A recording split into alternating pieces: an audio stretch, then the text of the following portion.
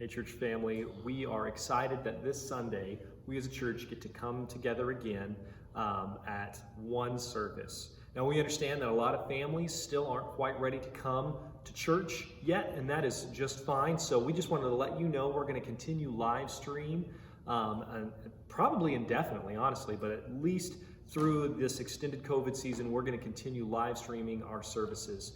But many of you have been able to come and join us so far as we've been at a limited capacity. But now that we are full bore ahead, our sanctuary is large enough to accommodate our church at one service. But we are still going to follow the guidelines and keep our social distancing procedures in place. So if you'll notice behind me, we still have lots of our pews marked off. And we just want to encourage you to continue to set by family groups. And then we have about every other pew marked off where you can sit just to help maintain that 6 feet of social distancing. We want to let you know about a couple things that are still going to be happening while on campus that might be a little bit different. So this week, as we move back to one service, we are bringing in our children's church, and that's going to go back online. So for 4th grade and below, we will now have childcare.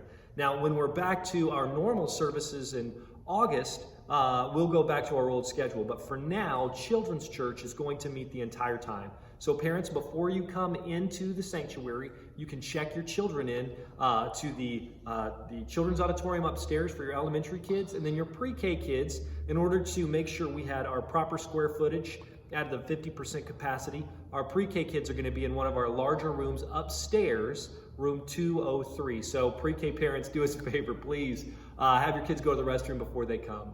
On campus, we are not, as a church, serving food as a general rule. So what that means is if your life group is meeting before or after service, we want to encourage you guys just wait to do snacks until we get beyond the 50% capacity rule. In our children's church and in the nursery, we won't do snacks either. So please make sure your kids have had that snack before they come. Then we will say that, like, if your group wants to have a meal together, each family needs to bring their own food. So if your life group decides, hey, we want to get together for lunch, that's fine. Just we're not going to be sharing any food. So if that's the case, make sure you plan accordingly. This Sunday is also going to be our Communion Sunday. So we're excited to come back together and celebrate communion. If you are not able to join us for communion service, we still want you to feel a part. So we have some take-home communion kits that if you come by the church office, we'd be happy to supply you with so that you can join us and take communion with us online. But for those of you who are going to be here, we wanted to show you how we're going to do this and still maintain social distancing procedures. All right, so communion service is going to have to be a little bit different this time. So we're going to have our deacons and elders set up around the church, like in the back corner, with an individual station. They'll have gloves, and each one of our communion servers will also have a mask on, and they will be serving communion, both elements at once. So the way this will work is each family will come, or each row will be dismissed to come and line up and receive communion. And they, with their gloves on, they will set the juice, and the wafer is inside a communion cup this time.